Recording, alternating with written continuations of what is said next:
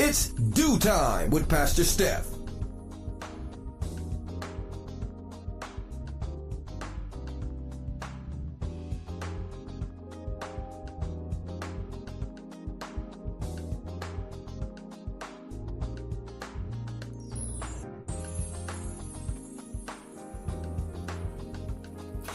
Good morning, good morning, good morning. Rise and shine.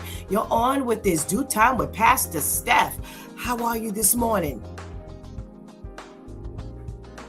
That's what I like to hear. That's what I like to hear. For this is the day the Lord has made. Let us rejoice and be glad in it.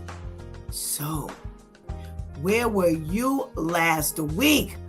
Last week, we started off shaking the Monday morning blues with the Dew Time crew, and we talked about the things that wives do that might make it a little hard for the husband to come home to.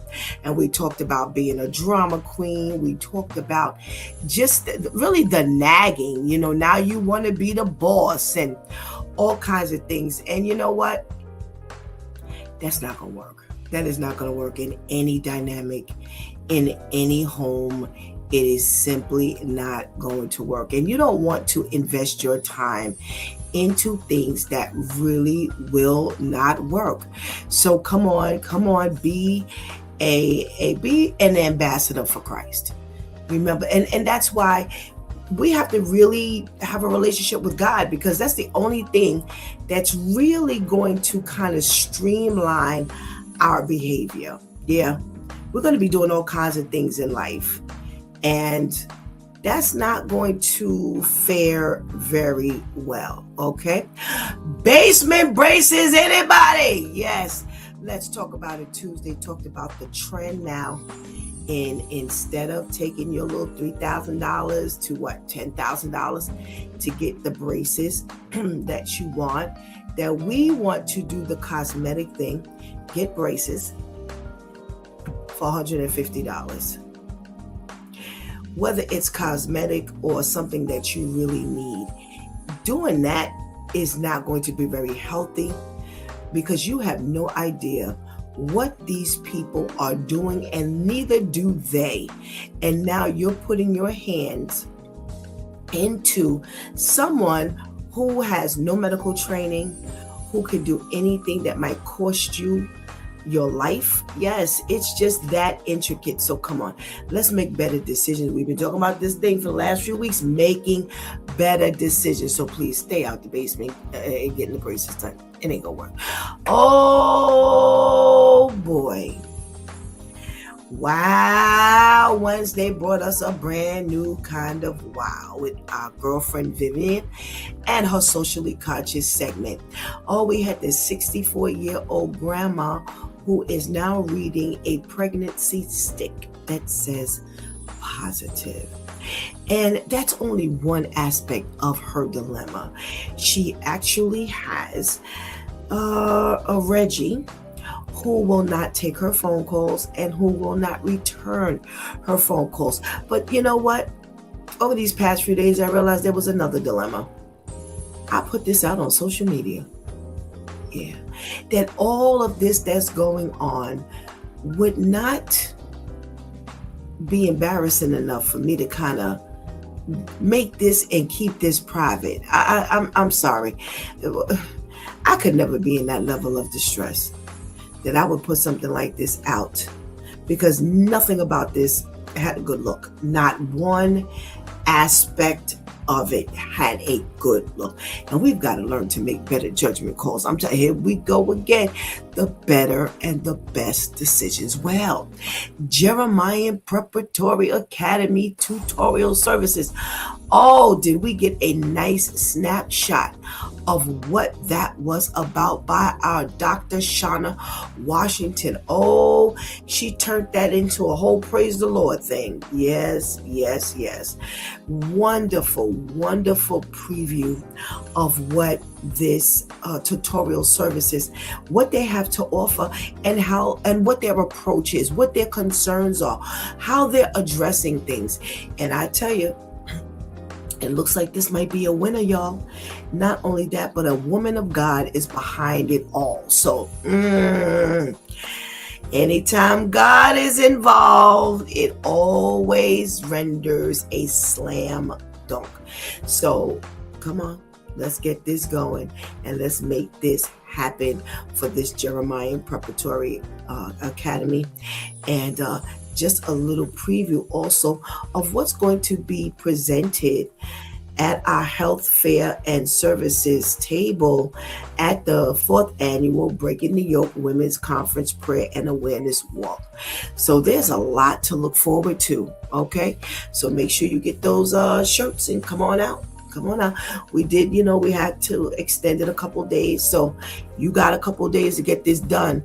Don't miss your opportunity. And that's how we spent last week. Well, today is shaking the Monday morning blues all over again. And guess what? It is our final Monday in the month of June. Can you imagine? We are already in the second half of the year. This first half, I don't know about you all, but it has flown by. And boy, oh boy, oh boy, all I can say is get ready, because you don't know what's going to happen when time is flying by this quickly.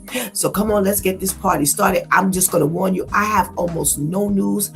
All my resources yesterday showed zero. Yes, I'm struggling today. So I'm going to rely on my Due Time crew to come on in and fill in these gaps, and you can help me do the same. So come on, let's go get that healthy breakfast. Let's tell anybody, everybody, it's Due Time with Pastor Steph is on. And whatever you do, don't go anywhere, because we will be right back.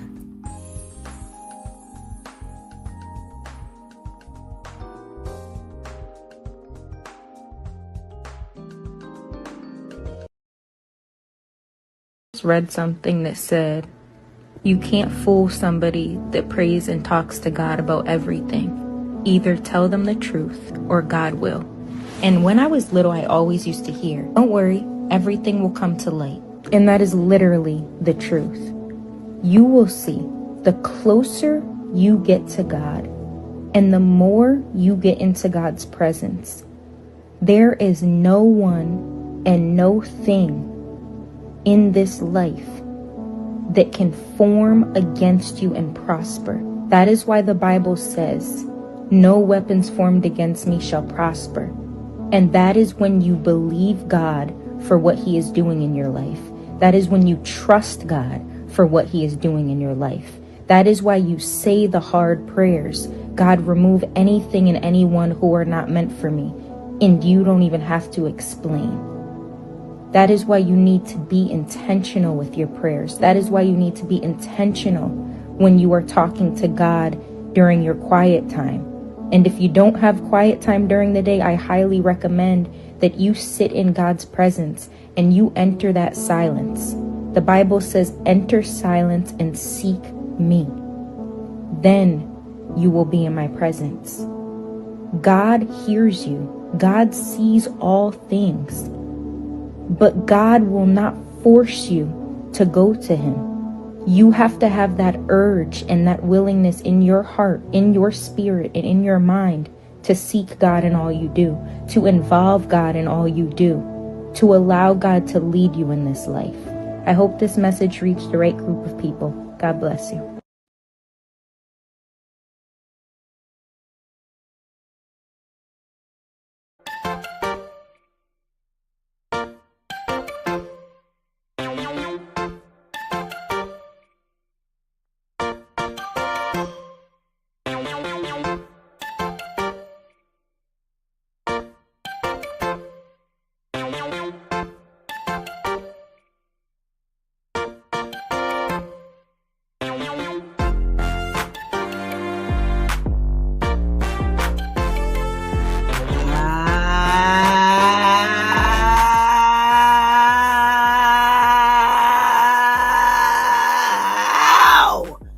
What a P S.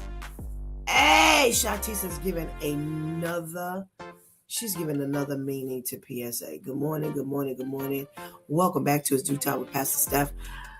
Yo, where did you get that one from? Talk about intentional living. Wow. Fantastic. I don't think we realize that we must be intentional. We all may slip and fall. We all may, kind of wobble and lose our way. And we all may kind of get a little woozy every once in a while. Like, ooh, okay. I got to get my bearings together. But when I tell you that we must be intentional about serving God in everything we do, in everything we say. Oh my goodness. Oh my gosh. I think I need to wake up to that PSA every single day, because it's so taken for granted that we're going to automatically do things the right way. It's so taken for granted that we don't have to do certain things, or we don't have to pay attention to certain things, or we don't have to focus on certain things. It's just, we just take that for granted, that we can, as Cedric the Entertainer would say, we just think we can do things all willy-nilly. We shrug it off and we keep it moving, and we think God just gonna keep us breathing. We must be intentional about serving God. That right there, that was powerful. Thank you. I don't know who that young lady is, but if she don't get nothing else right, she got that right. And in getting that right, she's going to get a whole lot of other things right.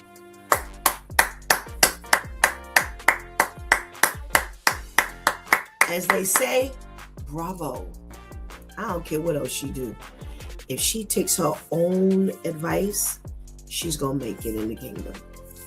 Yeah, because that there, if you keep that in the center of your mind, in the center of your heart, in the center of your spirit, because see, the Spirit of the Lord can reign all it needs to. But if you quench that spirit, I'm telling you, when I say it's you gonna take you down big time, then baby, you better pay attention, because everything else has intention. The enemy is very intentional. He comes to steal, kill, steal, and destroy. He's intentional, because nothing about one of those three words is light.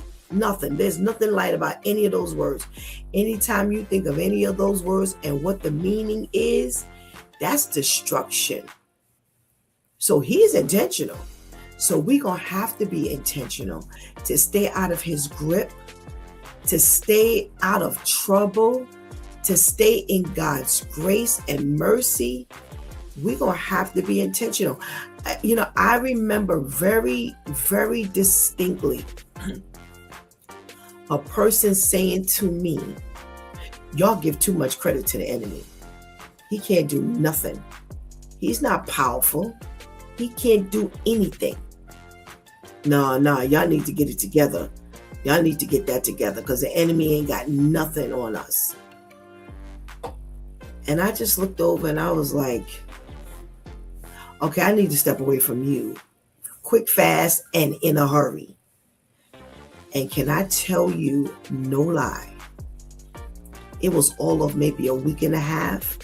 I saw that person go down the drain. When I tell you, all out of character, all hell was breaking. I mean, it was like somebody just went poof. And it went from one extreme straight out to the next. And I finally asked, I was like, what happened to you? What's wrong? What that's not like you. What were you doing? What were you thinking? And they said, I don't know, Steph. I don't know. I don't know why I did any of those things. And I went and I prayed and I said, God, what is happening here? What just happened? I watched this whole thing just play out in front of my face. What kind of mess is this? And the Lord said two things. They challenged the enemy. So now the enemy is coming back with a vengeance. The enemy is responding with a vengeance. They told the enemy they were nothing. They weren't powerful at all. That they could beat the enemy. So the enemy showed how powerful they were. But I'm going to let you know why I sat back and let it happen. And I was like, whoa, listen to that. I sat back and I watched and I let it happen. Because when you said that the enemy ain't nothing, ain't got nothing on me, I could fight the enemy on my own. The Lord said, oh, you can? Well, let me see how well you do. Because they didn't give God the credit. Because they did not come for God and say, you know what? It's me and you against the enemy. I let them see you're not as powerful as you thought you were. So there's your wake-up call. So you don't go into nothing without me. Because I'm going to let you know you always going to need me. You could try it on your own. But you're going to always need me. I was blown away and I have never forgotten it. Not even a little bit.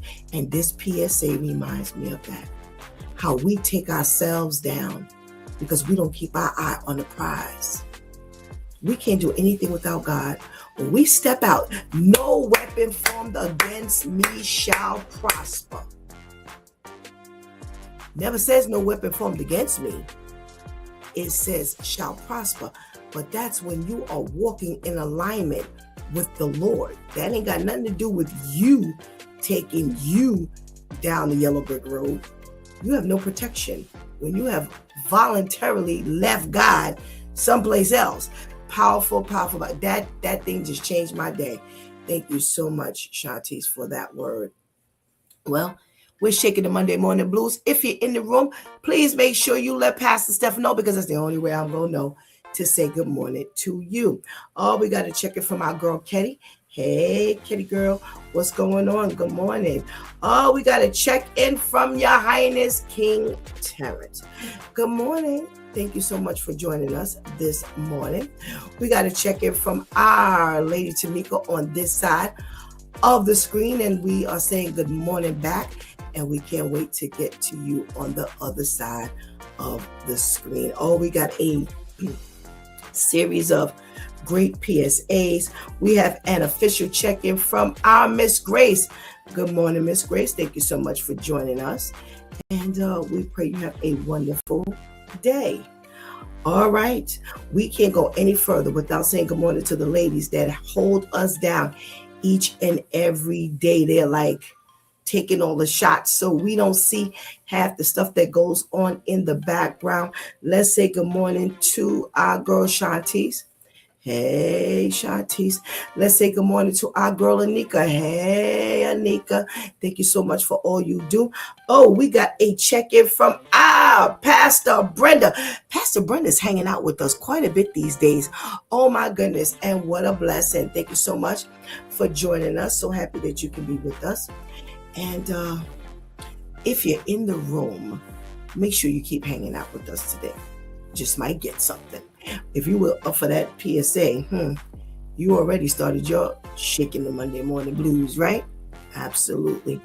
All right, we got our health tip this morning. And it's funny, someone just mentioned to me about the health tips that we have spoken about regarding anti-inflammatory foods. And lo and behold, I had sitting in my arsenal next up was this. So we're going to go through some inflammatory foods, not just inflammatory foods, but that can age the brain faster. Now, we sure don't need no help doing that. Do we? No. So get your pen and paper. I keep telling you, do not come to the table without a pen and a piece of paper so that we can do all that we need to do after we leave the broadcast, okay? We don't hear it any kind of steps away. We got to check it from good morning, Serge. Pastor Steph, good morning. I love you. Serge, you trying to get on my good side? Good morning, good morning, good morning. I love you more, Serge. Thank you so much for being a part of my life. I so appreciate you. All righty. Now, let's get to these inflammatory foods that help our brains age quicker. So you definitely want to stay away from this stuff because we don't need any aging assistance. White bread. I can't tell you the last time I ate a piece of white bread unless it was like a bun. So I guess that counts as white bread, huh? Okay. They say eating, bread every once in a while is not going to do a whole lot of damage. But the more we eat bread, it does a lot more damage than you think. They said white bread is known as one of the least healthy versions of bread because it's a refined carbohydrate that's been stripped of all its beneficial nutrients. Stop buying the white bread. I think it's been a good 15, 16 years since I've bought white bread like that. They say refined carbohydrates may also affect the gut-brain axis and cause inflammation in the body, including the brain, y'all, including the brain. And here's what happens. A lot of times we forget that the brain is part of the body and the things that we do won't affect the brain. You know what? Pastor KL needs to be officially blocked from this. Oh my gosh. Good morning, Pastor KL. Please get on this side stay out of trouble. Stay out of trouble. Stay out of trouble. All right. They say that all that's going on with the white bread, it is official that it can increase the risk of anxiety and depression. And we don't want that. We surely don't want that. All righty. Frozen meals. Wow. Frozen meals is second on the list. They say frozen dinners you see in the freezer aisle are tempting to pick up because they're flavorful, they're yummy, like pasta or fried portions or fried proteins, and they're super easy to make. Yep, we throw them in the oven, we walk off, we go take a nap, we come back, we get our food in. But they say, although it is convenient, that it is filled with ultra-processed foods, and they are notorious for hurting various aspects of our health. Oh boy. They say people who eat diets high in ultra-processed foods, such as packaged cereals, frozen meals, and sweets, have a higher chance of feeling depressed and anxious than those who eat fewer of these foods. And it may increase the risk of cognitive decline. Can I tell y'all something? And I'm going to step off. So I told you I didn't have no news today. So it gives me room to talk. Can I tell you? Oh my God.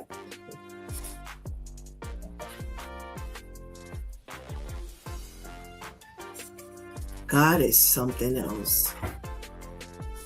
Oh my God. Oh my God. God just gave me something. I'm going to move on from there. Margarine. Now, can I tell y'all something? I honestly don't look for butter. I don't look for margarine. I look for anything that's like soft in that family. So I know I can't pick up the margarine now because they say that there's a misconception that margarine is worse than butter. and it's fine to eat it. They say, but eating margarine in large quantities is not good. Margarine is typically made from seed or vegetable oils, and it has a lot of those trans fats that easily harm our cognitive function and slow us down. Wow. Sugary drinks.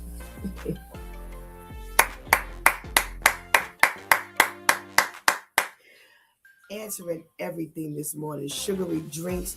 They say if you can't get out your day without having some sugary drinks such as soda, juice, and all of that kind of stuff, they say it is doing damage to our metabolic health by messing with the brain's vascular system.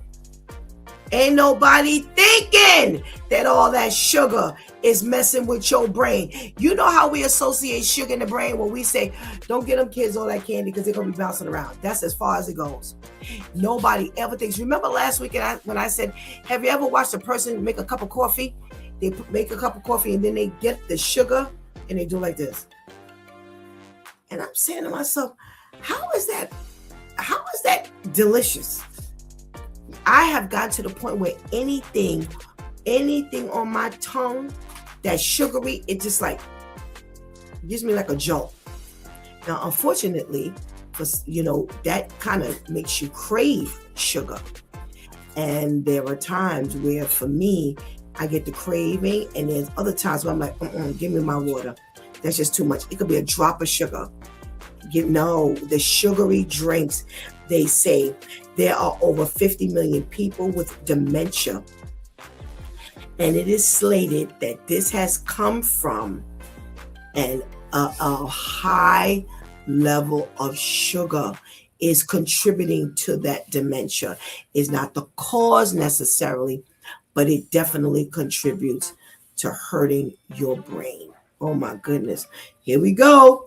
Candy and sweets, the same exact thing. They say like saturated fat, refined sugar can cause weight gain in addition to a decline in other aspects of our health, especially helping to age the brain faster. So all that candy, all that sweet stuff, processed meats, bacon, sausage, hot dogs, deli meats have been associated with negative health outcomes such as your brain health. There's no exception. And I just said to y'all last week, I was like, you know what? I'm guilty of the deli meat and cheese. I'll buy it in a minute because it's quick for me. I can't be looking for anything to eat. I will always eat wrong. Well, guess what? I'm still eating wrong. They say these products are often high in sodium, preservatives, and compounds called nitrates, which can contribute to inflammation and oxidative stress throughout our body. That chronic inflammation may negatively affect cognitive function and increase the risk of age-related brain changes. Wow. Fried foods. Fried chicken, onion rings, other fried favorites can become a really big cost to your brain health. They say they're definitely always produced in, remember we talked about that high heat that goes through, because remember those things are cooked at a high range of heat, and that releases a lot of toxins through that oil. They say regularly eating fried foods can raise the risk of obesity, high blood pressure, and type 2 diabetes, and things that are associated with dementia and accelerated brain aging. So please, if we're going to eat better, then we need to eat better. We need to take care of our health. Every once in a while, having a French fry is nothing wrong with it. But when we make these things that were just on this list a regular part of our diet, then we're going to have to slow down. And can I tell you something? I'm watching it happen right before my eyes. I'm watching it happen right before my eyes. Thank you, God, for your revelation. All right. We got a check-in from ASM Arts. Good morning. How are you? Thank you so much for joining us. Tamika says, if you eat white bread with deli meats and you just gave yourself 1-2 punch in the wrong direction. You're right. Because that's what we do. We eat the deli meat with the white bread. Unlike Pastor Steph, who eats his finger food. Ain't nothing with that. But Tamika's really right. Remember we talked about, when we're talking about like certain other things, and I said when you make a smoothie, if they told us that nuts were good and berries were good and greens were good, that's half your smoothie right there. So like she said, a 1-2 punch into the right direction. This is the same way. This gives us a 1-2 punch in the wrong direction. So we want to make sure that we're doing everything that we need to do to make sure we are in the right direction. All righty. Let's get to this 1-2 punch news that I have over here. All righty. I really thought this was played out, but again, ain't nothing new under the sun. They have an ex-Arby's employee who allegedly spit in her customer's food. And this customer is now suing for an undisclosed amount of money.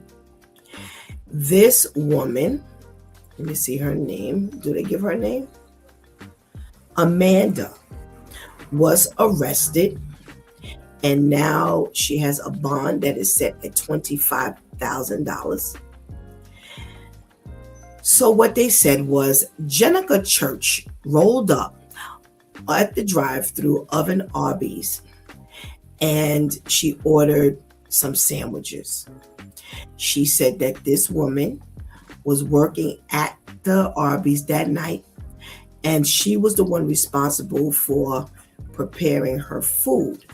She's claiming that she spit intentionally and deliberately spit on the meat or any of that sandwich. She's also saying that she spit on the food knowingly having oral herpes and was experiencing an active herpes outbreak with visible lesions. Okay, so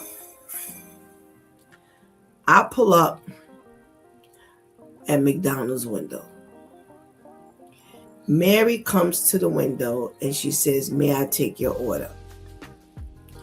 I go to the next drive-thru window after I place my order. Now is to pay and pick up my food. So I'm assuming that Mary was at the second window, because the first person dealing with your money ain't the person that's taking your order ain't necessarily the person who's dealing with your money and who's giving you your food. And I'm looking at Mary, and Mary has oral herpes indication on her face. And she has a visible lesion or lesions that indicate that she has a herpes outbreak. Now I'm trying to figure out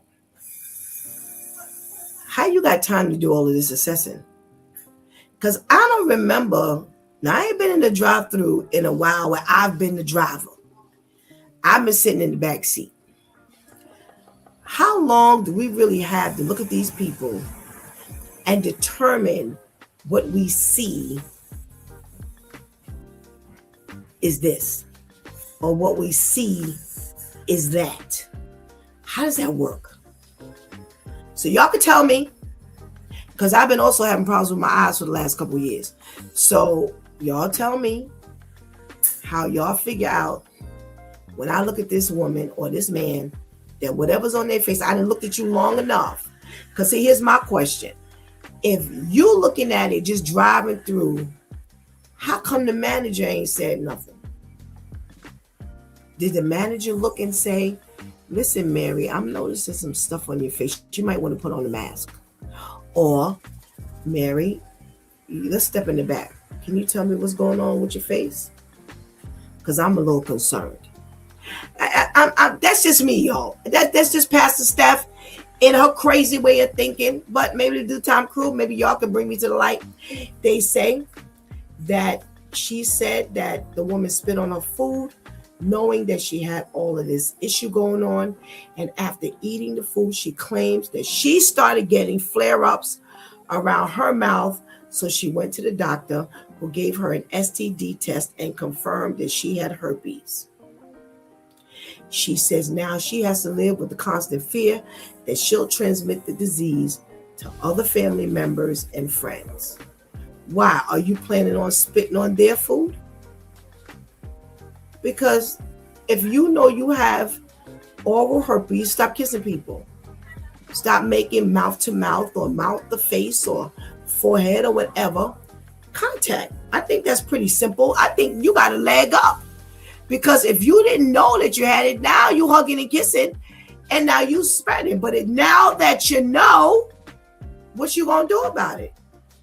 Well, they say that she believes that there is a surveillance video from the restaurant showing that this woman spit in the sandwiches while preparing her order. Now they say there's nothing that shows. Oh, here we go. I forgot this little piece. They said that when they did an interview, they found out that the two women knew each other and had a history, but it was nothing major. Cause didn't I tell you it didn't make no sense? It didn't make no sense. Let me tell you what happened. This woman knows that she had oral herpes because they're familiar with one another. So word is that Mary has oral herpes. And when she allowed Mary to fix her food and she then got oral herpes, the first thing she did was go back to this individual. There you go. There's a story right there. All right, I got some comments going on in this chat room. Terrence says she better hope she stay in jail with her nasty self. You stupid, Terrence.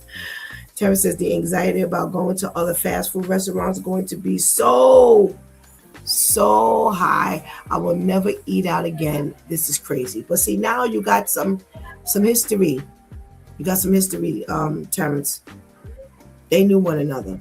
Because it made no sense that all of a sudden you just feel like somebody just spitting your food arbitrarily.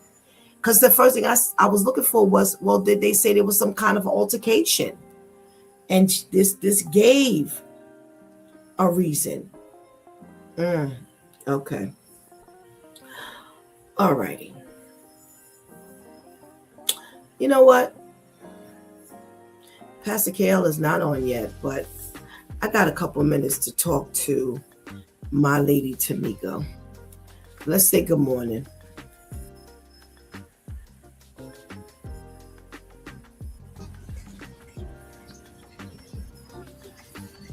Monday morning. Good morning. How are you? I am well, thank you. How are you? I am doing well, thank you. Good. I was waiting for that jingle.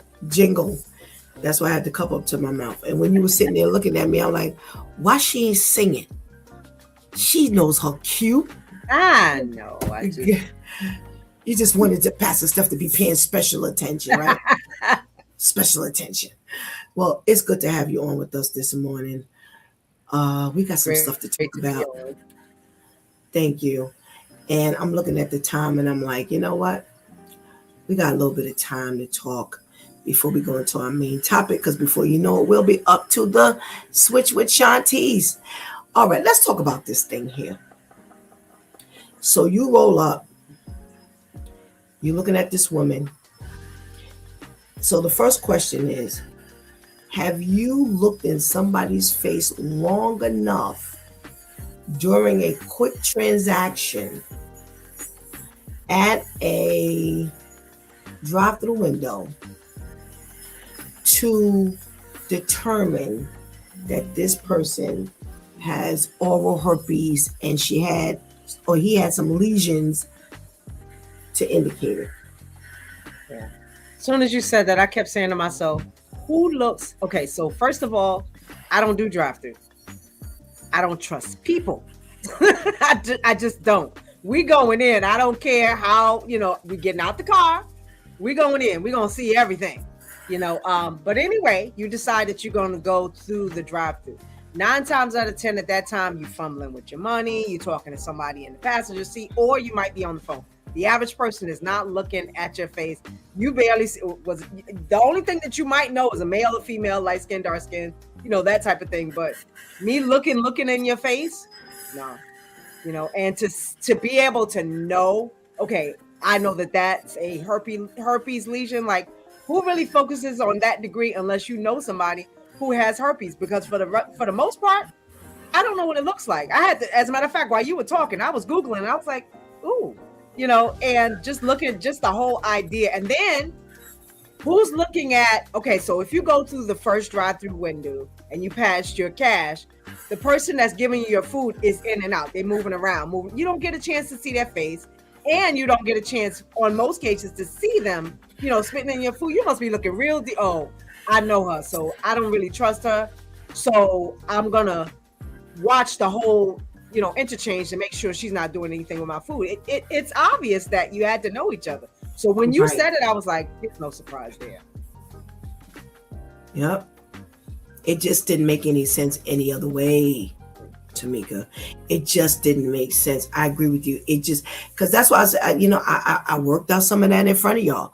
But even last night when I was reading this, I'm like, a stranger, you're going to be able to look at a stranger's face and say, oh, that's oral herpes, or she got lesions. And first of all, I'm gonna tell you, the last time I went through the drive-through, it ain't all that bright either. Right. A lot of the light is really behind them. Right there in that area, they don't have a lot of light. So I'm like, I was really puzzled. But then I was reminded when I read that, because I'm like, it had to be, because when I was reading, I was like, it had to be somebody she knew. And then sure enough, I was reminded in the story that they knew one another. It wasn't the worst exchange, or knowledge of one another, but it wasn't the best either. So you didn't heard through the grapevine that Mary got oral herpes. And now you putting your oral herpes outbreak on Mary. The other thing that I don't get is, if I know Mary works at a spot that I'm going to go eat at, why would I even go there? Thank you. Is that the only restaurant in the entire town? Like, if I know Mary works at Arby's, I'm not going there. I'm going to go to McDonald's. You're not doing That's what I said. Yep. Not only that, if I didn't know you worked at Arby's and I pulled up to get my food and you showed up, I'm like, oh, you know what? No, thank you. Right. Because listen, let me tell you something else, Tamika. There is no way in the world you two just knew one another. It's not hard. Y'all don't have a bad relationship, but you're going to assume that this person is spit in your food. That's a hate move. Yes, it is. That's a hate move. When you see on TV, when you see somebody, the men, especially the men, when they spit on the ground, and that's like disrespect. I have no respect for you. I hate you. Get out my face. That is a real hate move. That's intentional from the heart. That person can't stand you. So if you claim that it's not that bad, but I think you would spit in my food, it's that bad. So even your account too in this interview ain't clicking. Something ain't making sense. So no, I wouldn't give her nothing. I'm gonna be honest. We would have to take some DNA, and some little cells would have to be drafted to marry in order for because it's just no. Because how do I know y'all don't hate one another enough that you would go there intentionally so that you could make this claim? Yo, that's right. Anything is up for grabs at this moment. Let's see what Pastor KL has to say about this here, Tamika. I almost don't even want to hear what he got to say. Good morning. What to do, crew? Good morning. How are you? Good morning. I am blessed and highly favored of the Lord. Oh, amen. And to speak Amen. of such things is just bothering my spirit at the moment. Tamika, we in trouble today. We got all of It's 45 too early. minutes. It's too Yes. early. We got all of 45 minutes to endure this behavior. Yes, Pastor KL. What would you like to say about this whole accusation? I think it was a setup. She's just trying to come up and get some money. That's what I think it is. She apparently knew she worked there. She apparently knew her history. You know, listen, when people have different things, AIDS or, stuff, it's in the street already. You know, Yep. I hear, so many of my customers talking about other customers who have, diseases or whatever. It's in the street. So all you got to do is know where they work. It's a setup. I need some money. Now, I don't know that I would I will go that far to get it myself so that I can get this money. It's a little crazy. Or you already had it as well. And now you blaming the one who you know has it to get this money. It's a setup. Passed my mind. Definitely passed my mind. Because there's no way in the world. That's why I say, no, we'd have to get some special DNA testing going on. If this ain't really linked to this person, nah. Because when you put your foot in your mouth when you let on that you knew one another. Right. Nah. You blew it right there. Terrence says the history makes it worse. We don't ever see who's making our food, but they always see us. So now we all know it's people out there that don't like us. Laugh out loud. All righty. See, I ain't never had people that hate me that much that want to spit my food. Now, maybe I'm just a little naive. But I didn't really have to make an enemy, Tamika, for somebody to want to spit my food. Now, I don't know about you, but I done got to 59 years. I really don't think I've ever made an enemy who would want to spit my food. But, hey, as they say, hey, you never know. Terry says, haters are going to hate. Shati said, if I noticed that you wouldn't be allowed to hand me my food. I'm not surprised. Pastor Brenda said, I look at everything and everyone. Hold on. When I go through the drive-thru. Yes, Minister Tamika Bynum. Oh my goodness. Shati says that's what happens when you live in these small towns that only has one restaurant. Yep. Terry says, Pastor Steph, you will never know if people are jealous of you. They won't ever tell you. And you're right, Terrence. That's why I say, hey, you never know. You're absolutely right. I don't know if somebody's gonna hate me enough to want to feel that way about me. You're absolutely right.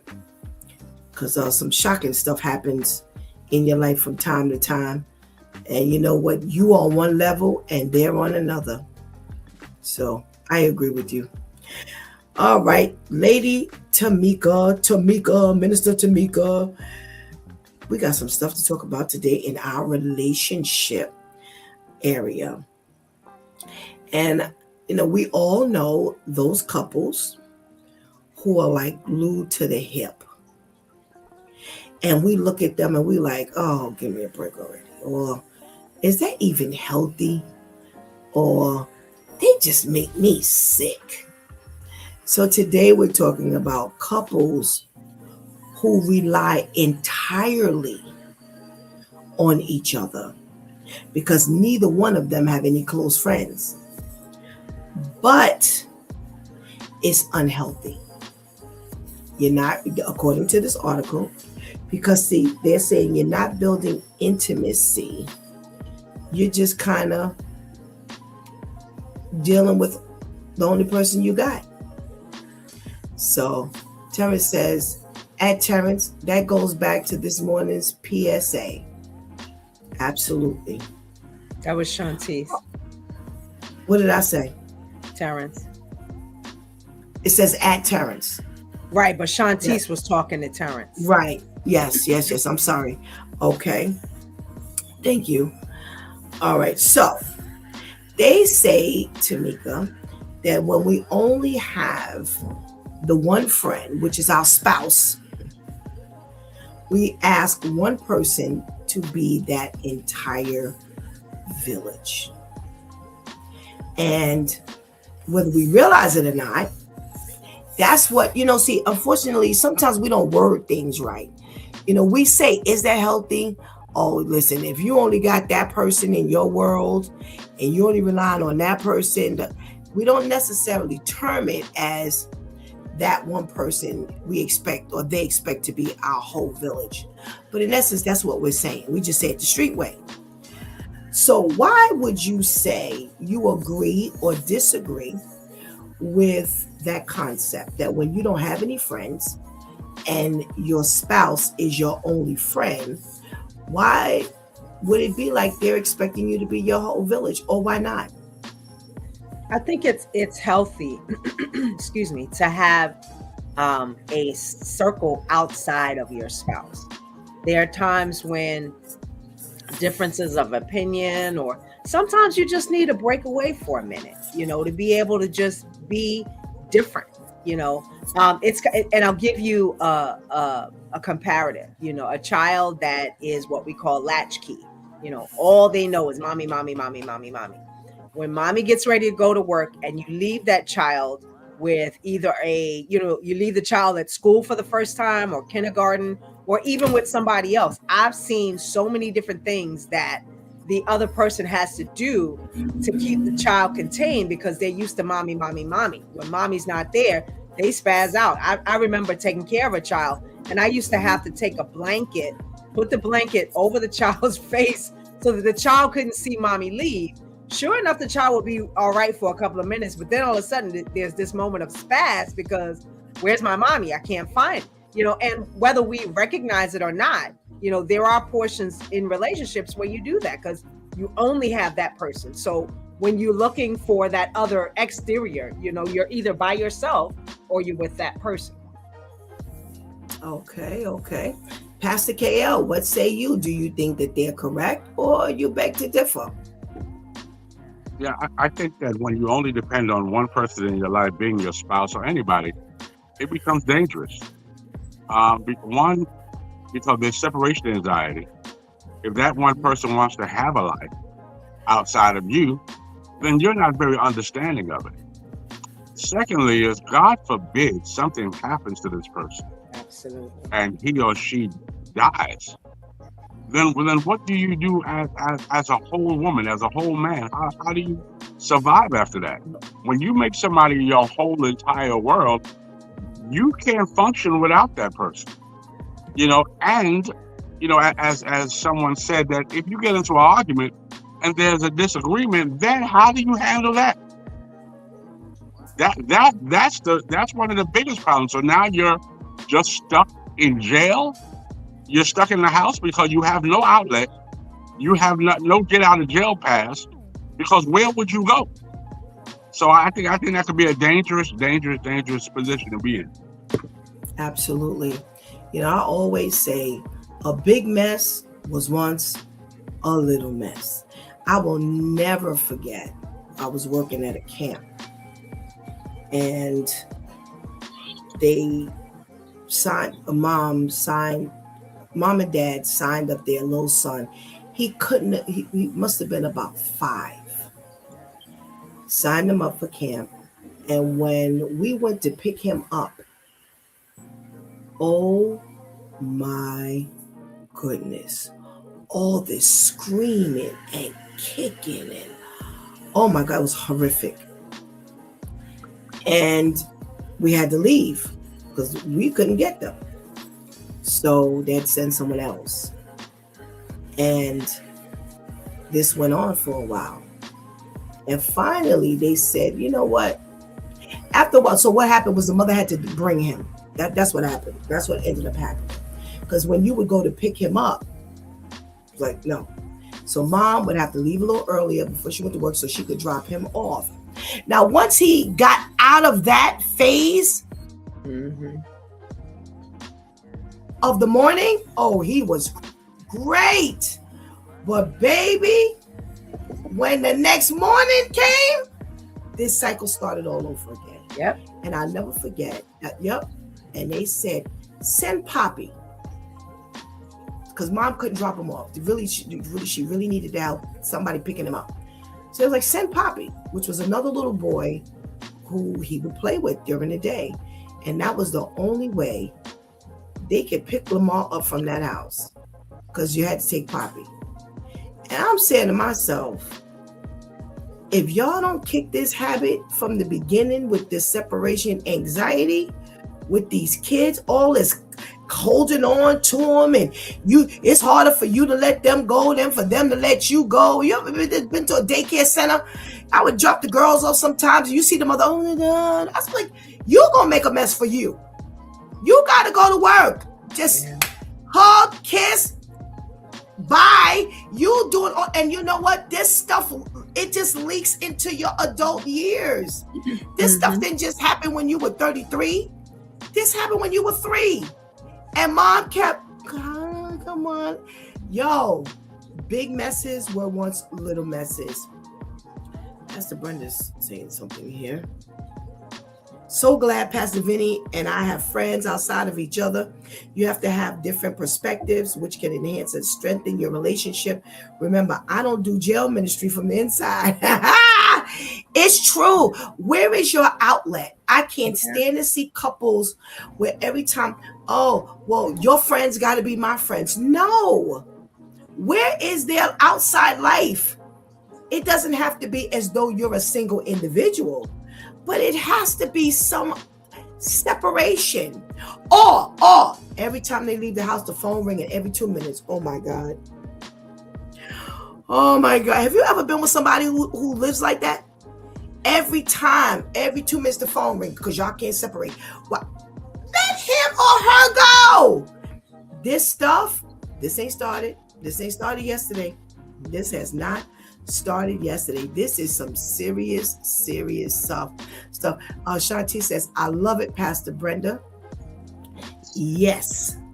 All right. The next thing they say, one person can be both the problem and the comfort. Shall I say, praise the Lord. Hallelujah and amen. I'm not playing, y'all. He didn't drove you crazy. She didn't drove you crazy. But now you ain't got nobody to go to but the person who's driving you crazy. Tamika. So we just had an argument. I'm not finished. I'm not through. I'm still mad, and one of the benefits, and not that we spill all the beans about things, but sometimes you just need a reset. Let me go and hang out with my friend for an hour, 2 hours, whatever, laugh, giggle, blah, blah, blah, run, talk, whatever. You made me mad. I'm still mad. Now you come to me and you want to woo woo, la, la, la, la. I don't want to talk to you right now. I don't even want to see you right now. You can't be both at the same time. So now I got to swallow all of this because you're the same person that just made me mad. We can't even like, I don't want to talk to my husband right now. I want to talk to such and such. You're still my husband. So, I can't avoid those things with you because you don't give me a time to reset. When you have those exterior, and now I want to also be clear. That doesn't mean that every time you have an argument, you go hang out with a friend and you go no. But every now and then, you need to be able to have some place where you can go, even if it's another room, to be able to reset. The fact that you're my torturer and my friend can be insurmountable. Oh my gosh. And as we speak, look at this here. Speaking of the torturer, the torturer has arrived. Oh my gosh. Oh my gosh. That was funny. All right. Good morning, Brother Al. Abraham was the father of Isaac. Isaac was the father of Jacob. Jacob had 12 sons for real. And these were the children of Israel. Good morning, everybody. Good morning. He mentioned torturing everybody. Woo. The torturing ain't confined to just the wife. Just torturing. Glad to have you on, Brother Al. I'm going to bring you in last on this round. Pastor KL, they say one person can't be both the problem and the comfort. That's definitely true. The other thing I look at too is that let's just say Pastor Steph and I are married. You know, she would really be happy about that. So let me just make her feel good today.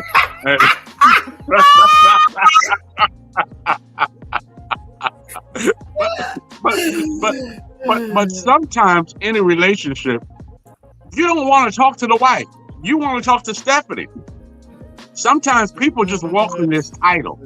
You know, well, I'm the wife, so we need to talk. No, sometimes I just need Stephanie to be Stephanie and just to be real, so we can have a real conversation. You know, and people don't do that once they get married anymore. They're tied. You know, and then, you know, when you argue and then you want to figure out this argument, I don't want to argue with my wife. Sometimes you have to be able to step out of that mode, and I step out of husband mode, so we can figure out how we can work this out together. But because I'm the husband and I'm the head of the household, and what I say, and then because of I'm not finished yet, we got it. No, we don't want that. We don't want Hint, Tamika. Sound like he had a few though. Exactly. Yes, he got some experience here, right? He's got some experience. Oh, my goodness gracious. All right. Shanti says, I always say that you can't be the one to start the fire and the one to put it out. Choose a side. Terrence is laughing at Brother Al. And Pastor Brendan says, you can't be the arsonist and the firefighter at the same time. You need time to cool off and reset. You can't unring the bell or a bell. Brother Al, what say you about, listen, neither one of you got any friends, and now this is the result of what happens in certain instances in this relationship. And one of the things is one person can't be both the problem and the comfort. They're cautioning you, you need to find some outside friends. Yeah, first of all, that's crazy that you ain't got no friends. That's telling me a lot. That's telling me a lot about you right there. You ain't got no friends, nobody you can talk to. But yeah, you can't be the problem and the problem solver. That sounds crazy. That's just like saying you the pilot and the passenger. Oh, you can't. Ooh, Brother Al. How I'm gonna fly the plane and then I'm also sitting in the back waiting for the little peanuts you give me. You can't do it. Wow, I like that. I like that. Al is deep today. All right, Al. I got to make more style. But yeah, you can't do both. No, you got to be either one or the other, and you definitely need some good friends. Somebody say, I can go talk to this person, and hear what they feel about this situation, or maybe even give me some good advice. Absolutely. I've always said this about just being in a relationship, and I never understand women who he done made you mad, and now you're going, and I'm not even talking about marriages, I'm just talking about relationships. So he done made you mad, and now you waiting for him to call you so you could cry on his shoulder. Ain't he the one that made you mad? It's like, yo, how does this even work? I'm just waiting on him to call. No, here's the terminology. I'm not gonna feel better till he calls.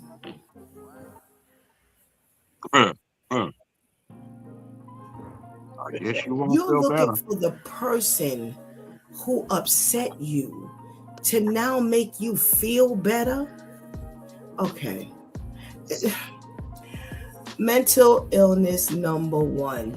Yeah, you're out of control, because that doesn't even make any sense.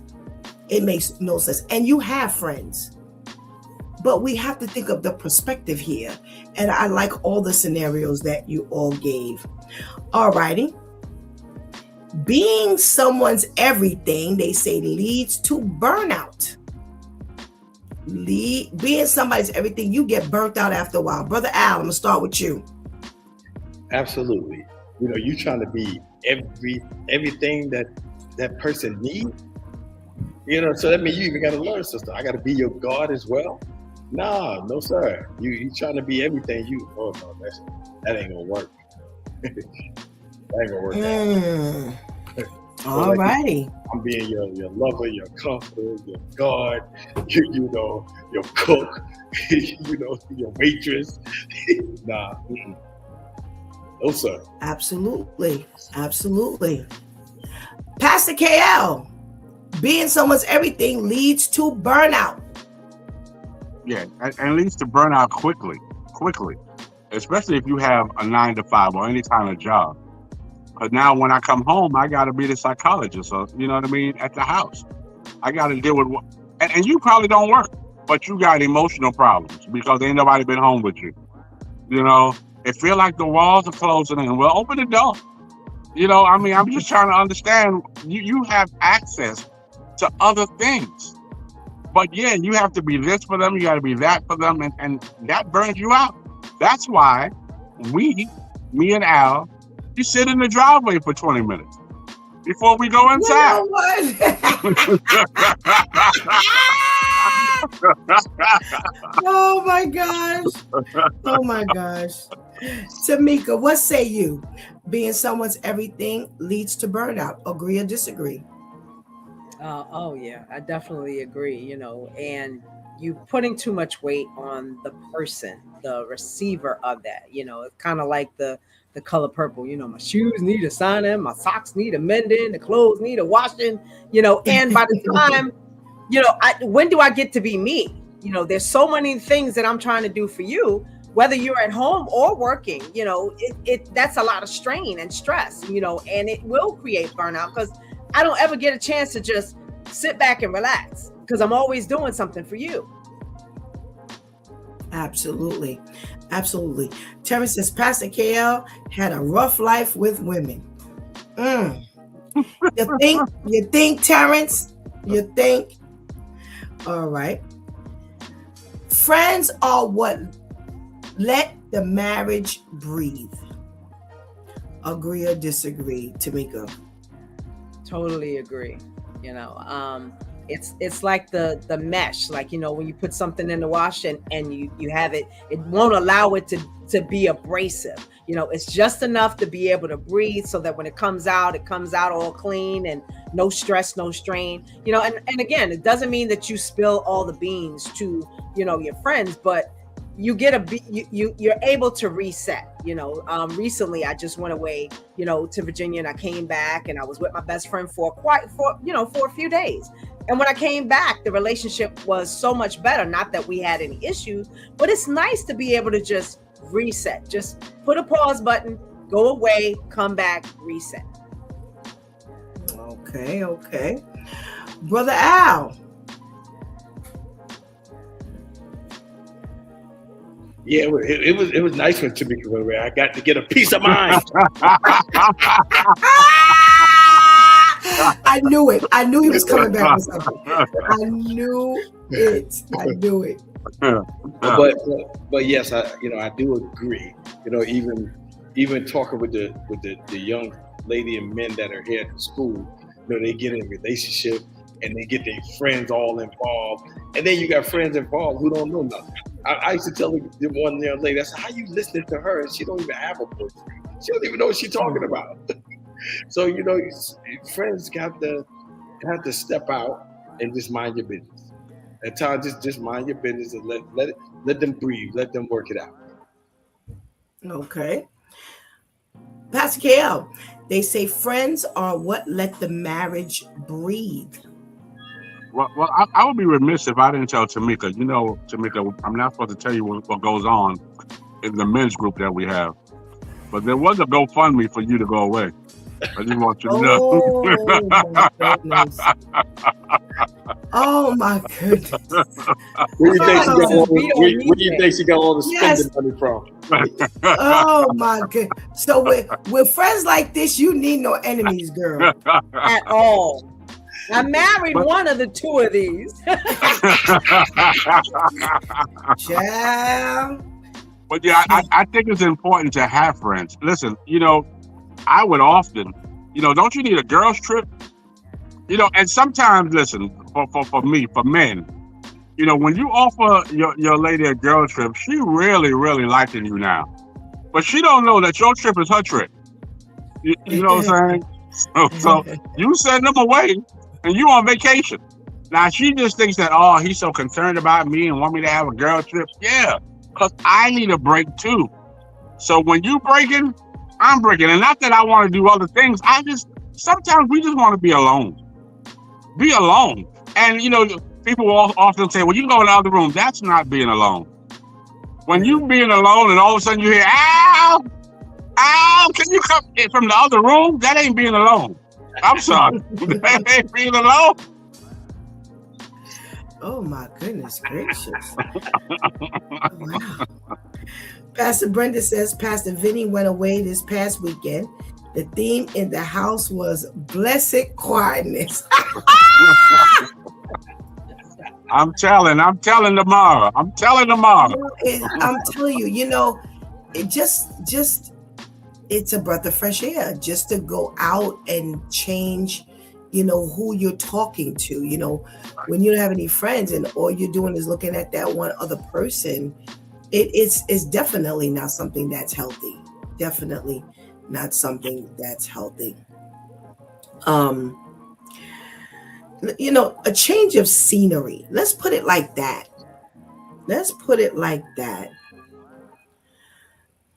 A change of scenery. So we're going to add Shantice on to the party. See what she's got to say today.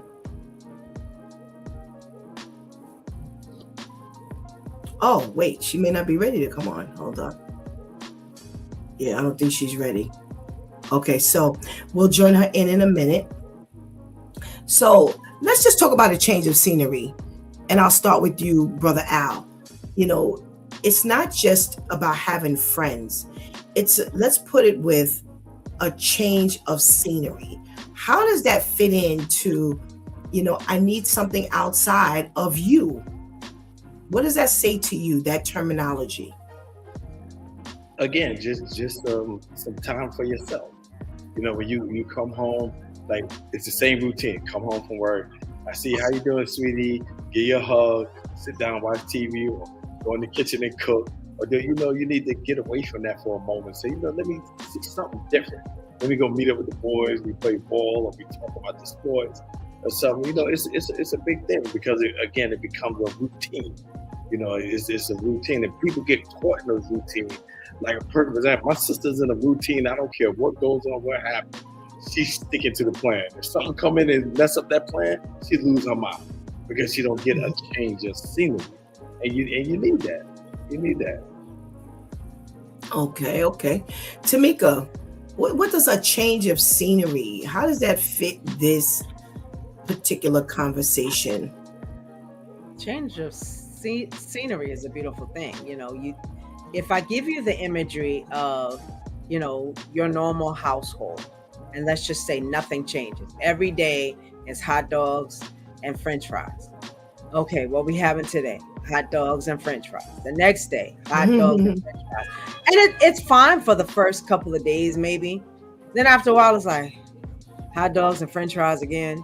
You get tired of the routine. Every now and then, it's a beautiful thing to break up the monotony. Let's go over here. Let's do this. Let's just change the scenery. You know, we'll go to, you know, the movies. You know, that's something different. You're not always at home. You know, you're just breaking up the monotony of every day. After a while, when you get to the point where it's monotony all the time, You don't expect anything. You don't want anything. You just, routine, routine, routine. And I think it's important to shake it up a little bit so that, oh, wow, that was cool. It gives you something new to talk about. When you separate for a little while, you're not always talking about the same thing. What happened to you today while you were away? This is what happened. This is where I went. It engages, it incites new conversations, and new moves makes, gives us new results. Absolutely, absolutely.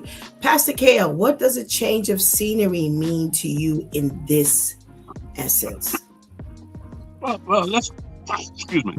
Let's go to in my former life when I had my twin girls, and they're old now, and I was with their mother. I would come home and she'd be like, "I can't do this anymore. I've been with these kids all day. The only conversation I'm having is potty. That's the biggest vocabulary word I have. I need a change of scenery." And me and my stupidness, I'd be like, "Well, take them to the park. You can see something different." You know what I mean? That's a change of scenery. But sometimes you have to get out. You know what I mean? When you're tied up in the same rut over and over and over again, you got to clear your mind. Sometimes you got to take the kids and just let her go and be and see. But unfortunately, young men back in my days, I didn't see it like that. I said, you want to change the scenery, go to the park. You ain't got to stay in the room. Go see a slide or swing. I mean, that's a change of scenery. Terrence, Pastor Brenda says, tell him, Pastor KL. Terrence says, let's not ask Pastor KL what a change of scenery means. He's just going to say, change the woman. He been listening to you a little too long. Wow. Welcome, Charlize. You know what? I'm mad at you. Good morning. Change of scenery. You've been listening to the conversation. Yes. What does a change of scenery mean? When it comes to just the two of you or your only two friends in your life, in your world, you need a change of scenery.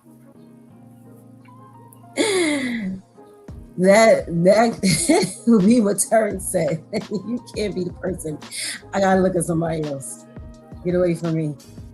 Get away. No, but definitely going, there has to be, it speaks a lot, like Brother Al said, so you don't have any interest because naturally things you're interested in, you'll gravitate to that.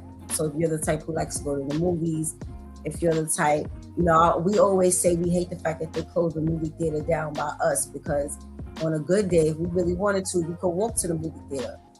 I'll go on the app. Oh, such and such is playing. I don't need nobody else. Me, myself, and I go right to the movies, chill, and come right back home. And sometimes I feel like you done had a whole day out, and all you did was go to your local movie theater. And where your spouse may not be that heavy into movies, or they only want to go if it's like a huge movie playing. But for you, that's just that peace of mind. I get to choose whatever snack I want. I get to sit there and watch the movie and not have someone ask me what was going on. Like, I saw the movie already and now I'm taking you. It's like, listen, I'm by myself. So it says a lot to just be able to even exchange the scenery as far as, okay, this is what we may like as a couple, but this is what I like. So I'm about to go do what I like. This is my thing. And then that way, even those couple of hours, I get to see some other faces. Even if it is the person on the other side of the concession stand. And then I come back home and now I see you. But there has to be some type of shift throughout the day. It can't just be we're looking at each other all day, every day. Okay. Here's an interesting one that they bring up. Men and women think differently.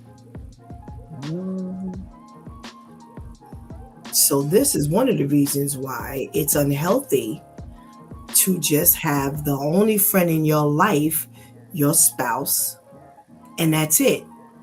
All right, Tamika, I'm gonna start with you. Yeah, that's definitely true. We do, think differently. You know, we think this way, and it's kind of comical because when you're talking to someone who's the same gender, they automatically get it.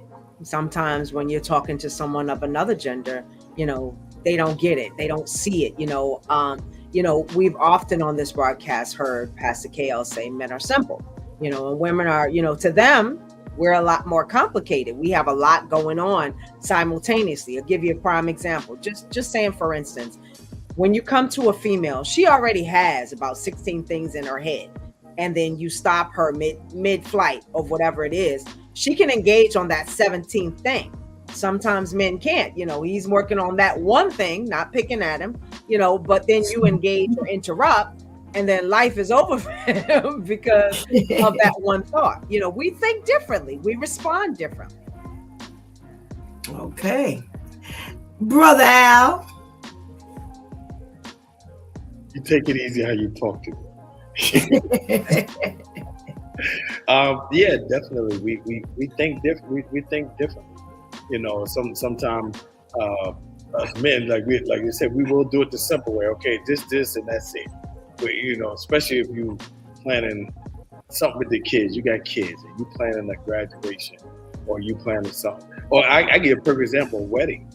A wedding is a perfect example. The man will be like, all right, let's just walk down the aisle and say I do, and just call it a day. But a woman be like, oh, no, we got to get this. Then we got to get this color tablecloth. Then we got to get the flowers to match this. And we ain't trying to do all that. We ain't trying to do all that. It's straight to the point where I changed my mind. We definitely think different. All right, Shantice. Yes. Oh, yeah, the thought process is definitely switches up how the men process things versus how the women process things. So if all I know is to be around you, and now, because see, that means I ain't sitting with God either. Okay. So now we're trying to, so is it like we're sharing a brain? Because I've witnessed couples like that. And it's almost like with Steve Harvey, he's like, oh gosh, they're sharing one brain. I hope it says. And because it's like, how is it that? It's like, how is it that it's a difference between you being in tune with someone versus, as Pastor Steph would ask, so between the two brains, no one could think of.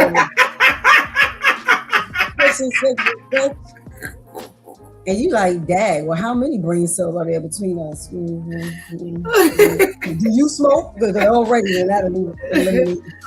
Yeah, but I've witnessed couples like that, and it's like, don't nobody know nothing?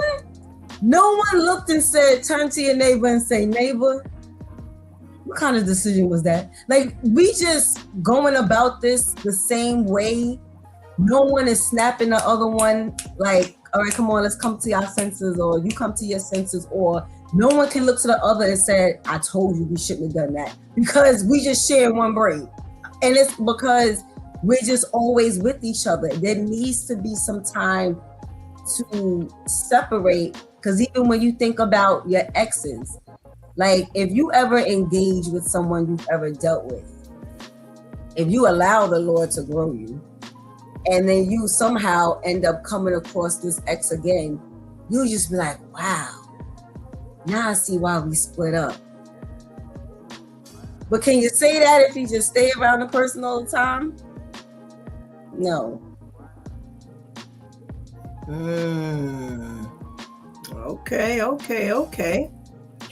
Well, here's an interesting concept that just came up. Oh, Pastor KL, you didn't throw in your 2 cents about men and women. Wait, are we up to men and women think differently? Is that where we are? Yeah. Yes. Okay. Thank you. Pastor KL, men and women think differently. That's why this can't be your only friend. Yeah, totally. I mean, Shantice went in and out of it. It's some good points. If you're constantly with each other, naturally, you're not spending no time with God. So you're in a whole natural relationship. There's no spiritual relationship at all. Because if you were both in a spiritual relationship, if you was in tune with God, a lot of decisions would be different. A lot of situations would be different. So not only do you not have friends, you don't have God. So you really stuck. There is no outlet for you. And the things that you say, because God is not in me, I'm not going to agree, nor am I going to see it that way. And the things that you say may be deep to you, but may be shallow to me. And the things that I say, for a man, anything we say is deep. Y'all don't catch the depth of it, but it's deep. but it's real shallow to y'all. So yeah, and unless you have God at the helm of this thing, directing you, giving you discernment of what's going on, man, y'all never gonna see. One is from Mars, one is from Venus. Okay. I just came across something, and I boy, this is. I wish we had more than 15 minutes or so. But they say that marrying your best friend is not realistic, because when that friendship begins to convert to responsibilities and leaning on one another in a different way. So they bring up bills, and now you're partners on this journey. You're not friends on the journey, you're partners on this journey. They bring up parenting, that you're not friends, but you're co-parenting together. That for a lot, not everybody, but for a lot of people, those roles begin to kind of push the friendship to the side. Would you agree or would you disagree, Brother Al? Oh, I agree totally. I was in a relationship with a friend. Like, we were really good friends. When we got into that relationship, I don't know what happened. Everything changed. So we had to call it off and became back friends, and everything was good. So I can't explain it, but for something changed when we became partners. Something changed. And I was like, well, wait a minute, I don't like this, and we went back to being friends. So I agree with that totally. Okay. I got one question. Was there intimacy? Yeah, it was. That's what changed it. Yeah. If nothing else, change a friendship. Yeah, but intimacy, you're right, shifts everything. Yep. All right. Okay. That one thing alone. Yeah. Can take it into a whole different dimension. And Pastor, it's funny. It's like when we were friends, we could talk about everything. Once we got together, don't talk to me. Yeah, right. I ain't explain you jack. Right.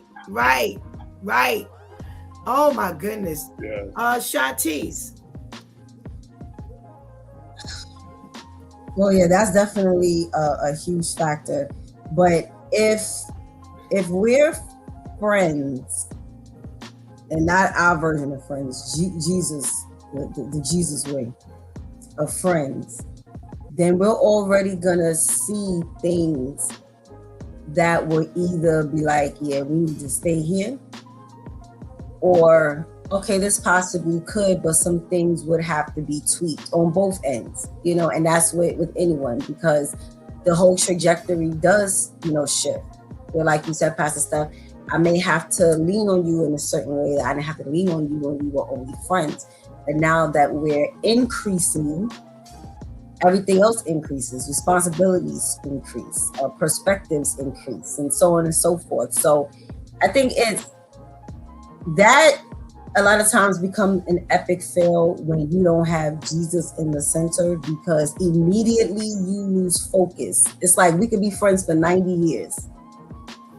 And now we decide to take this to boyfriend, girlfriend, husband and wife level. And now we forget about the whole 90-year friendship. We forget about everything we learned about each other the 90 years. because now it's like I have to be this whole brand new person because now we're in a romantic relationship. And it's like, no, you don't. Yes, some things need to shift, but the foundation has been laid. If this is who you're supposed to be with, if you're doing it right and you're focusing on the right things, then that's you gotta be friends first. So if I can't rely on being your friend first, then ain't nothing gonna work. Because going the opposite way definitely does not work. We cannot. You look good, I look good. Now we go together. Now we trying to build a friendship, build intimacy, build finances. No, it definitely does not. Build our own relationship with Jesus, build our couple relationship with Jesus. No, it don't work. That don't work. So if we can't start with the friendship first, then something wrong with us in life. Period. Okay. Pastor KL, they say marrying your best friend, quote unquote, is not really realistic because the responsibilities of that next level will soon wash away the friendship. Agree or disagree? I agree to a point because, well, first of all, let me say this. You and I are just friends. Don't ask me who I slept with, okay? We just friends. That's all. That's all. Oh my God. I know my boundaries. But you know what? Even from that side of it, as friends, we can have this conversation. Hey, did you sleep with him? Did you sleep with her? And as friends, we'll say it. Now, once we become into a relationship and you say, did you sleep with him? And I tell my same friend, yes. But now we're in a relationship. Now you got an attitude. Now you looking sideways and thinking sideways because now we're together.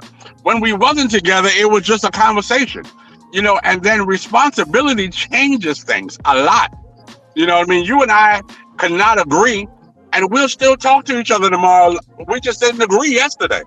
But now when you talk about not agreeing in parenting, not agreeing in doing things in a household, that's a total different responsibility, total different friendship. And because we didn't have to have this kind of relationship on the outside, now transferring it to this kind of relationship, that could be some problems.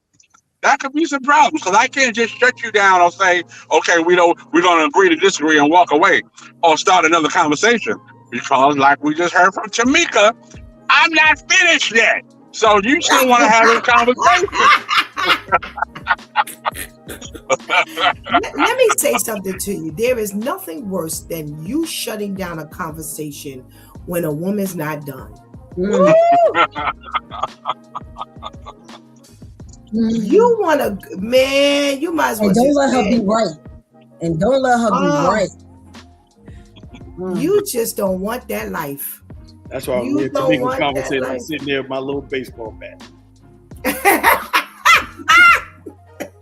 What kind of turmoil going on over there? I ain't even worried.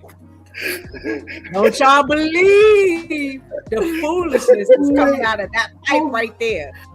But wait, is it the bat and every other gadget in the house, Tamika? Then it definitely poses no threat. I got my electric can opener I got from Temu. Let's not talk about the gadgets.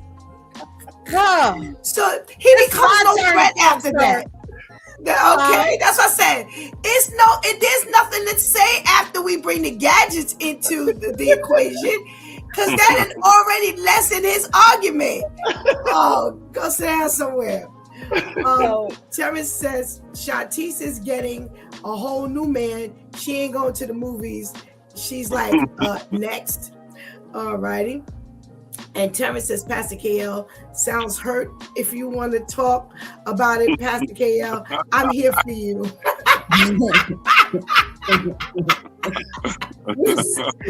Oh, gosh. All right, Tamika, what say you? Did I go to you yet?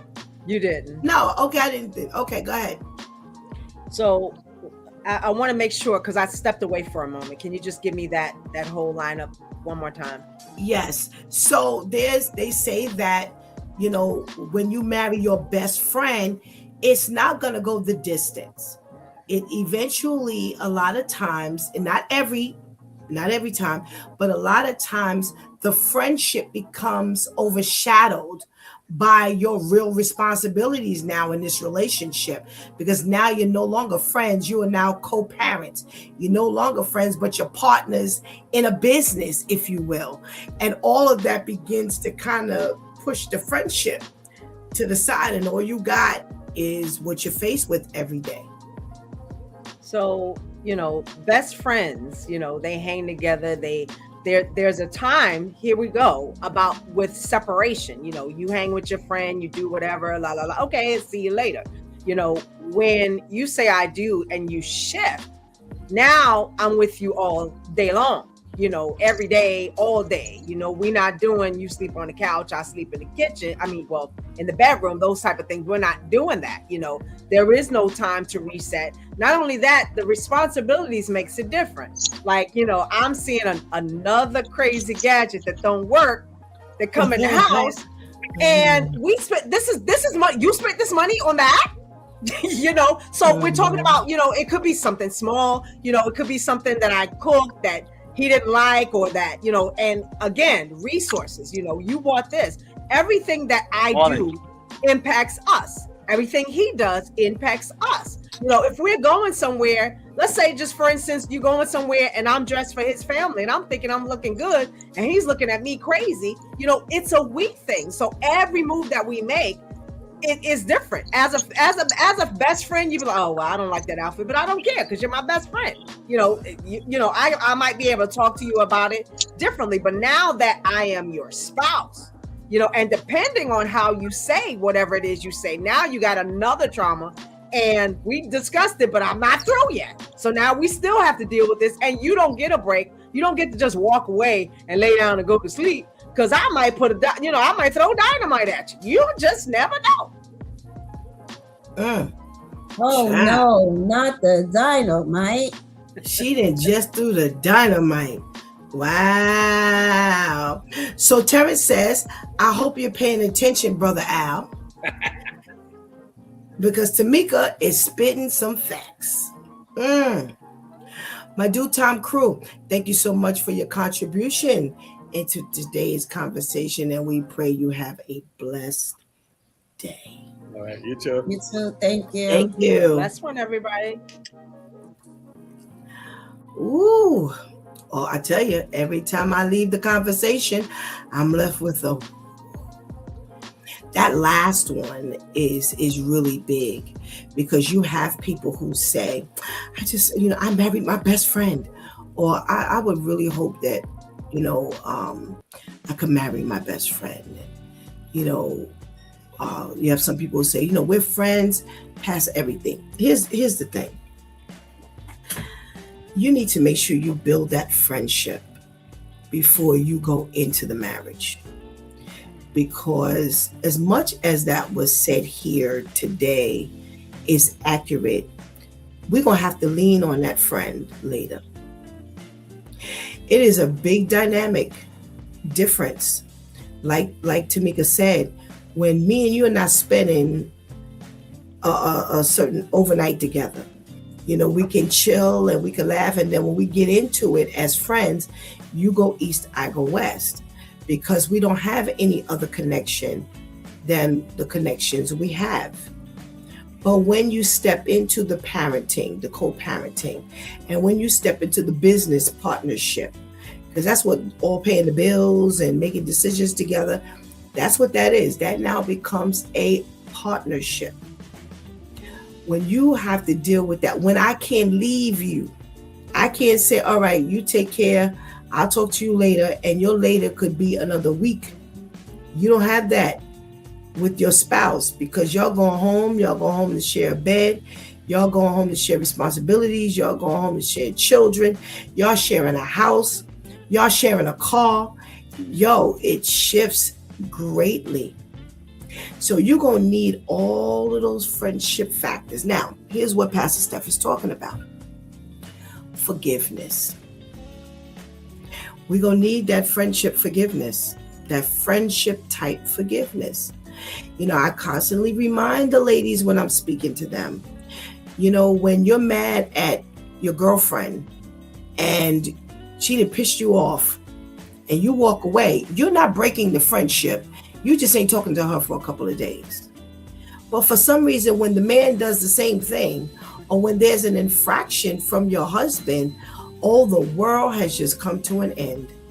You ain't sharing no bed. You ain't giving up no sex. You taking the plate is thrown across the thing, or he got to fix his own meals now. Or I ain't washing them clothes. You not. If you don't know, you better learn. Go look at the instructions. The whole thing shifts. We have to go back to that friendship type love. That's what we have to rely on. So the writer is correct when it says that, there's this, I want to marry my best friend. But after a while, some of those friendship components take a shift because of the roles we now play in one another's life. But you cannot that's why that foundation is important. So let's go with the proper foundation. The proper foundation is a relationship between you and God. First primary relationship is between you and God. Because some might say, well, you need to know yourself first before you need to know God. Can I tell you something? It's God who shows you who you really are.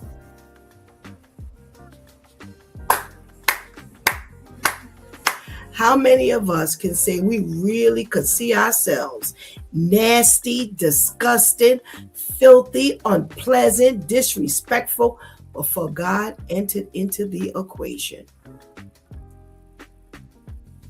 That's why it is just this push for you to accept God in your life.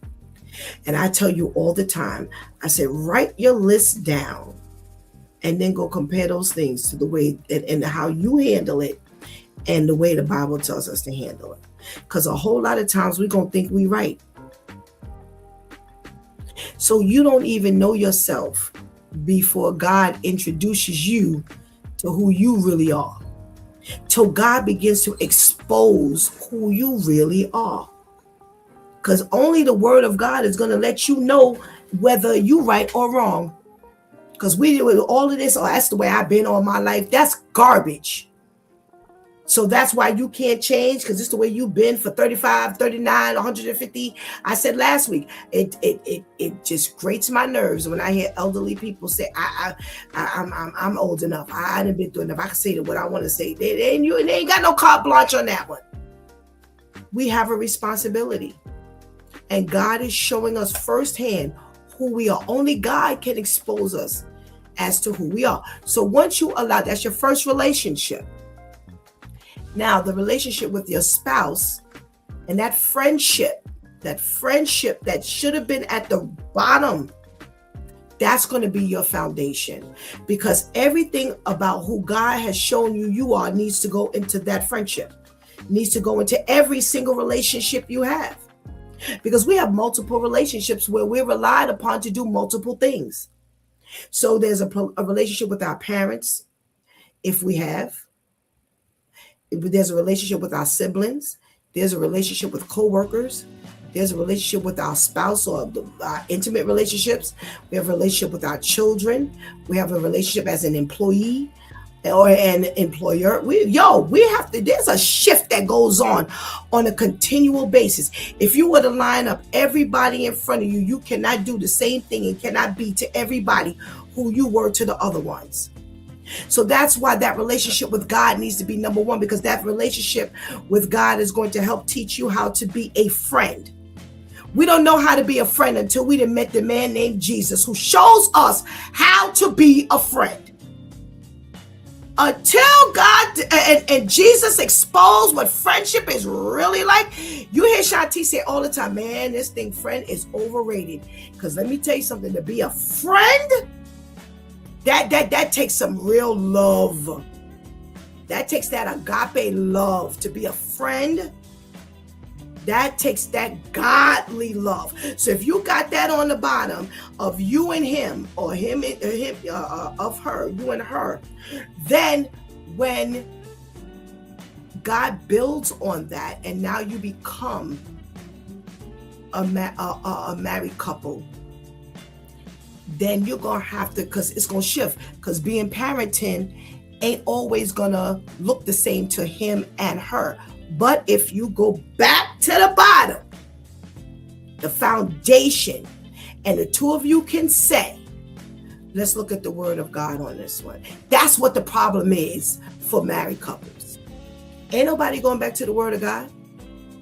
Everything is about what I feel, what you feel, what I think, what you think, what I done been through, what you done been through, how I haven't forgiven you for that, how you haven't forgiven me for that. That's what this relationship is now founded on. It's no longer founded on Jesus, the cornerstone.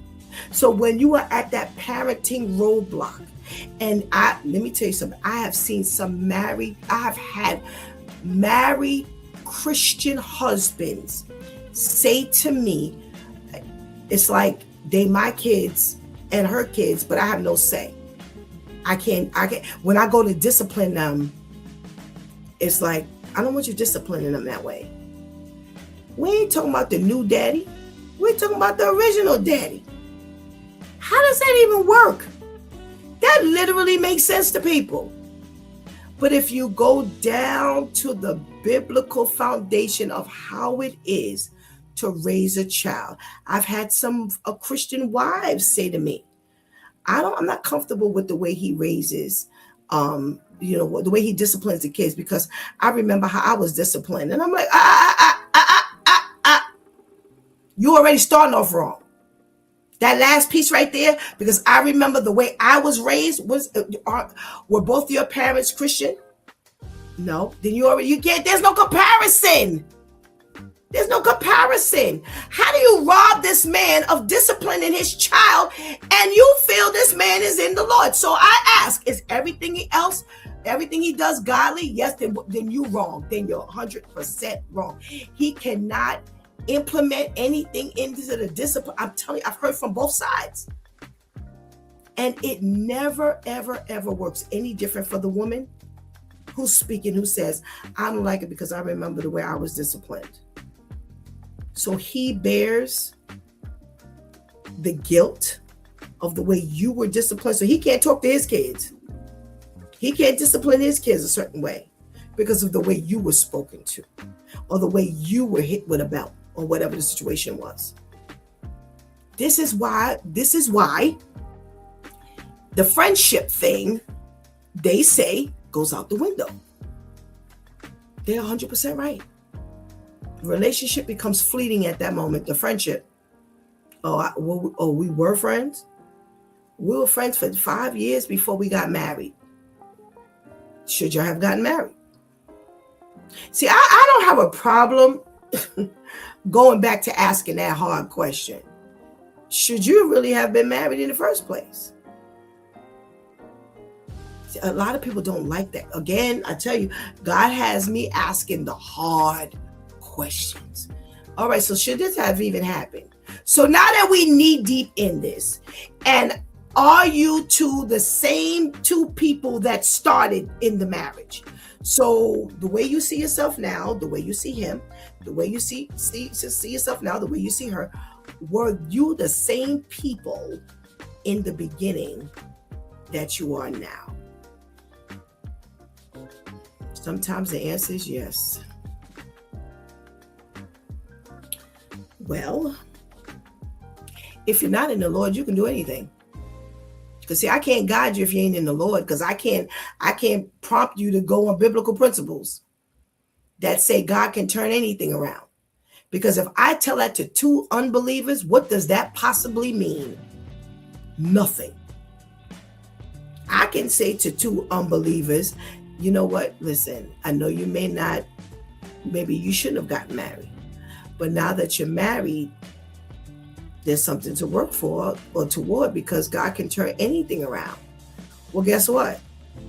If you two ain't thinking about God, remember that first relationship. If you ain't got no first relationship, then what are we working on? What's the basis of it? I can't tell you go back to the Bible. Because remember, that Bible directs us in anything. So when we have a problem with our spouse with finances, go back to the Word of God. Who plans to build a house without counting up the cost? You know how many people I hear making talking about their relationship, and their finances are in ultimate shambles. How y'all making plans to do anything? You ain't got a dime to do it with, or you got a nickel today and you'll have a penny tomorrow. At the rate you're going, so how y'all making plans? Again, I ask the hard questions, and some people say, "You think you're right about everything?" No, I go right back to the Word of God. Everything, I go back to the Word of God. Y'all planning on what you're going to do tomorrow when you can't even get through the day. Help me. Y'all haven't even relied on the Word of God to help you get through the day, but y'all worried about what's going to happen 9 years down the line. How many conversations have I had with people? They don't have children. Well, when we have kids, I want to put them in a private school. Well, I think public school is good. Y'all plan on having kids tomorrow? So why are we talking about this? I just got finished talking to you about 9 things. I just got finished hearing 9 things that y'all can't get through today. And y'all talking about when you have children? Daddy, you plan on having children tomorrow? If you're not, you say, well, no, in about 5 years, we're looking to have children. Who are you going to be in 5 years? You are not going to be, hopefully, if you're in the Lord, you're not going to be the same person in 5 years. So why are we talking about what you're going to do with kids in 5 years when you hopefully won't be who you are in 5 years? All this makes sense to people. All this makes sense. All of this makes sense. And I'm sitting there like, oh my God, are you serious? This is why what they say in this article is it really holds true. Really holds true. I have watched men watch women make some bad monetary and financial moves, and they crush them on this all the time. Well, when y'all were friends, she wasn't spending the same way. Oh yeah, I thought she was, but I thought she was going to grow out of it. Based on what? If you didn't bring it to her attention, or y'all weren't working on that, is she supposed to just like evolve out of nowhere? She could with a relationship with God. And again, that first relationship, showing God who she really wants to be, and him telling her, you are trash when it comes to finances. Because she thinks she the bomb when it comes to finances. But God letting me know that I'm just bad with finances, and accepting what God is saying to me makes a big difference than her not going to God at all. And now you expect for her to spend your money. Pastor KL brought up last week, he said I was entrusting her, giving her the money to pay the mortgage. And when I looked up, my home was in foreclosure. Well, my question becomes, well, what was she doing? Did you watch how she spent money? Because that's a hell of a move to make. That's one move to make. I ain't seen how you go grocery shopping, but I'm not gonna put money in your hands for the mortgage. No, we gotta take baby steps first. It's like with your children. You don't just put your child by give them the keys and say, go ahead and drive the car. You want to see how they drive. You watch how responsible they are with the dog. You do all kinds of things before you get to the point where you feel confident enough to give them the keys. That's why the friendships are not they ain't lasting once you become a married couple, because the friendships weren't right. All those things with the friendship that you accepted ain't acceptable no more. All those things that your girlfriend did that you used to giggle about, now that your husband's doing it, you ain't smiling no more. All this stuff matters. And that's why once we become intimate friend or have an intimate relationship, there is no more friendship. That's why I asked Brother Al, okay, so were you intimate? Because I can tell you right there, once you get up in that bed, ain't nothing the same. Because see, now I expect you to handle my heart a different way than when we were friends. I expect for you to protect me in front of your friends differently than you protected me in front of your friends when we were just friends. I'm expecting you to treat me differently. Like maybe you want to bring me a little flower or take me out to dinner. Now, when we were friends, we went Dutch. There's no obligation.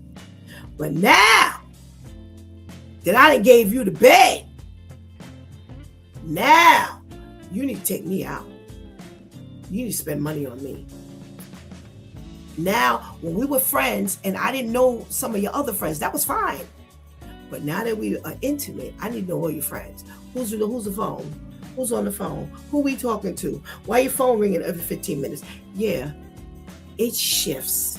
It shifts once that bed becomes part of the equation. That's all it takes. Forget about the parenting. Because Lord knows that just takes it to a whole new dimension. Just get in the bed with your friend and watch how, let me tell you something, the change takes place once the orgasm is over. Listen, we adults here, if you got a kid on the list, close their ears. Once the orgasm takes place, it's a whole different relationship. Now, I got different expectations. Now, things ain't so tolerable. Now, things ain't tolerated. And it's understanding. Not the next day. Once it happens. Because now he got out the bed too soon. Before he got out the bed, he looked at the phone and then he got out the bed. Oh my God. Come on, ladies. Come on, ladies. Give it up. You know I'm telling the truth. You know everything shifts. Now, when he was your friend, he looked at the phone 15 times, it won't bother you. Now that y'all sleeping together, if he looks at that phone 3 times in a certain amount of time, now you all suspicious and twisted. Yo. It all goes back to the relationship with God.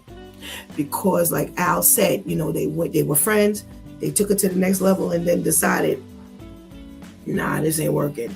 And they took it back to the friendship and the friendship was fine. That's what happens a lot of times with married couples. They're buddies. And they can't stand one another when they get married. And then as soon as that part of they divorce, they are the best of friends. That's because their relationship with God wasn't as deep as it needed to be, or you weren't supposed to be married to that person in the first place. You thought you could take it to another level, but the Lord didn't say so, and that's what you two thought. Oh, since we're getting together, we're getting along so well now, being married, I'm marrying my best friend. Man, let me tell you something. All of this goes back to a relationship with God. Because see, once you're communing with God on a regular relationship, He's going to let you know how to handle each relationship you have, including the friends. Because Pastor KL just said to me the other day, he reminded me, everybody don't friend the same. And he said it here on the broadcast. And I had to say to him, yeah, there was, sometimes there's expectation and you end up realizing that I expected you to be that way. And nah, it's life. Such is life. Such is life. Such is life. So make sure you develop that relationship with God, because it will help navigate. It will help you navigate in all your relationships. I don't care how insignificant those relationships are. If it's the dog walker, you need to have a relationship with your dog walker properly. You really do, because you don't want the person caring for your dog if it's just about money. Because then they kicking the dog and they pulling the dog and all kinds of things. Every relationship in your life matters. Not just the intimate ones, but the only way we can really learn is to pattern our relationships behind the way Jesus and God patterned their relationship with us. He says, be ye holy, for I am holy. We got to make sure these things are in its right place. So don't leave God out of the equation. You've been watching It's Due Time with Pastor Steph. Join us Monday through Friday from 7 a.m. to 9 a.m. where we discuss matters of the heart, mind, and spirit. As you go through your day, be sure to set your mind on things that are above, not on things that are on the earth, because they will only serve as a distraction. Remember, prayer changes things. It's Pastor Steph signing off, and I want to thank my Due Time crew for always coming through big time. Thank you for hanging out with us each and every opportunity you get, and I'm hoping that it increases and helping us to keep that chat room alive. Please don't miss this opportunity to give your life to Christ right now. Please do not miss this opportunity to just strengthen that relationship with the Lord right now, because later is not promised to any of us. Until tomorrow, God spares. Let's talk about Tuesday Church Folk Day. Until then, I love you.